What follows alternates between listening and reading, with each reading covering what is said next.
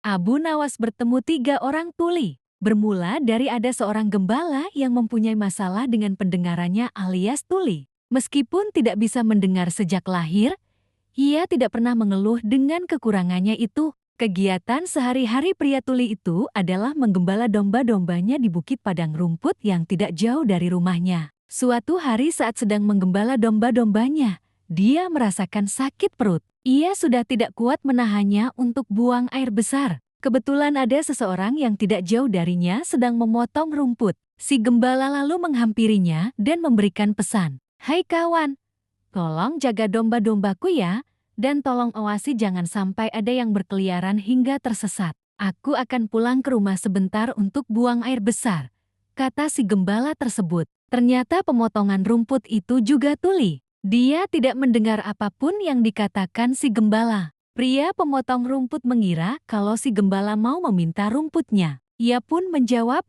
"Enak saja, mengapa kau tidak mencarinya sendiri? Aku di rumah juga banyak hewan ternak yang harus diberi makan. Sudah sana pergi, jangan ganggu aku," kata si pemotong rumput sembari menggerakkan tangannya. Dikarenakan sama-sama tidak bisa mendengar, si gembala mengira gerakan tangan dari pemotong rumput merupakan isyarat bahwa dirinya bersedia dan menyuruhnya cepat pulang. "Terima kasih kawan, kau benar-benar telah menolongku," kata si gembala. Ia lantas segera berlari pulang ke rumah. Setelah menuntaskan hajat buang air besar, si gembala kembali menemui pemotong rumput. Si gembala menghitung domba-dombanya dengan cermat dan jumlahnya masih lengkap. Dalam hati dia bergumam, sungguh luar biasa pribadi pemotong rumput itu, ia benar-benar bisa dipercaya. Ia telah menjaga domba-dombaku tanpa mengharap ucapkan terima kasih sama sekali. Sungguh pribadi yang luar biasa. Oh iya, bukankah salah satu dombaku ada yang pincang?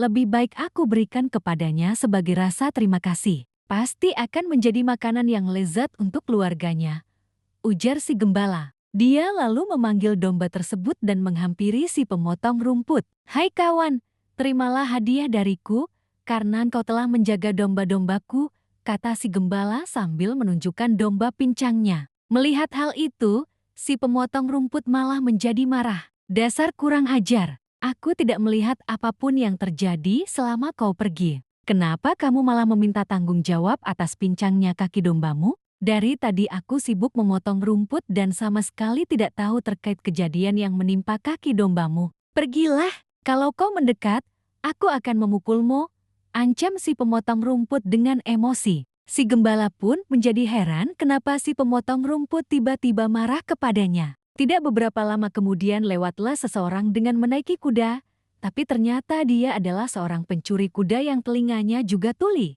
Kuda yang dikendarainya adalah hasil curian. Si gembala lalu berteriak memanggil pria penunggang kuda. "Tuan, tolong katakan kepadaku apa yang diucapkan si pemotong rumput ini. Aku ini tuli tuan, jadi aku tidak mengerti. Kenapa ia menolak pemberianku, malah marah kepadaku?" ucap si gembala dengan emosi. Pria pemotong rumput juga tidak mau kalah. Dia bicara dengan nada teriak kepada si penunggang kuda. "Begini tuan, dari tadi aku sedang memotong rumput dan tidak tahu apa-apa. Tapi tiba-tiba dia minta tanggung jawab atas pincangnya kaki domba miliknya. Jelas saja aku marah dituduh seperti itu," balas si pemotong rumput. Si penunggang kuda kemudian turun dari kudanya dan menghampiri mereka berdua. Dikarenakan juga menderita tuli, ia mengira si pemotong rumput dan gembala sedang memarahinya karena mencuri kudanya. "Benar kawan, aku memang barusan mencuri kuda.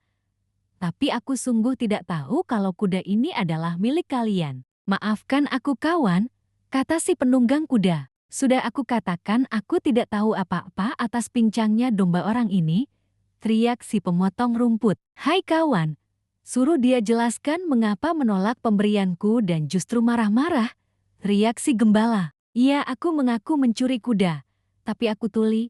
Jadi aku tidak tahu siapa di antara kalian yang memiliki kuda ini," teriak si penunggang kuda. Di tengah-tengah keributan yang terjadi, melintaslah Abu Nawas. Di hadapan mereka kala itu, Abu Nawas sedang mengalami sakit gigi. Untuk menggerakkan mulutnya saja sakit bukan main, apalagi berbicara. Ketika melihat kehadiran Abu Nawas, mereka mengira itu adalah seorang sufi yang alim dan sakti. Sebab dari penampilannya, Abu Nawas mengenakan jubah layaknya ulama sufi terpandang. Si pemotong rumput lalu menghentikan Abu Nawas dengan menarik jubahnya. Ia berkata dengan nada berteriak kepada Abu Nawas untuk meminta keadilan. "Tuan Sufi, tolonglah aku, mereka berdua menuduhku melukai dombanya," kata si pemotong rumput. Si gembala juga berkata kepada Abu Nawas dengan nada teriak, "Wahai Tuan Sufi, aku hanya ingin memberikan domba, tapi dia malah memarahiku." Si pencuri kuda juga ikut-ikutan berteriak,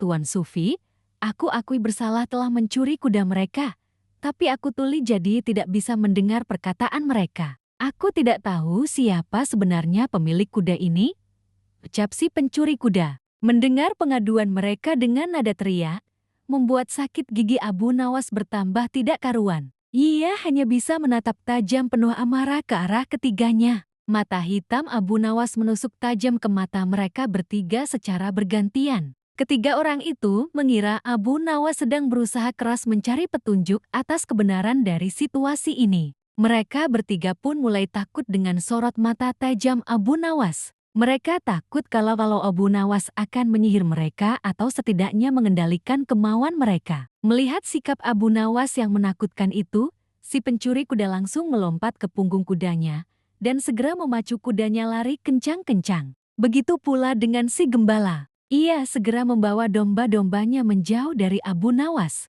Sementara si pemotong rumput yang sedari tadi gemetaran, segera mengemasi hasil sabitan rumputnya ke dalam karung dan mengangkatnya di bahu, lalu berlari menjauhi Abu Nawas. Setelah ketiga orang tersebut berlari karena ketakutan, Abu Nawas lalu melanjutkan perjalanannya. Ia pun berpikir dalam hati, kadang-kadang kata-kata tidak berfungsi apa-apa dan tidak terlalu berguna, mungkin lebih baik orang tidak perlu banyak bicara. Walau alam bisawab.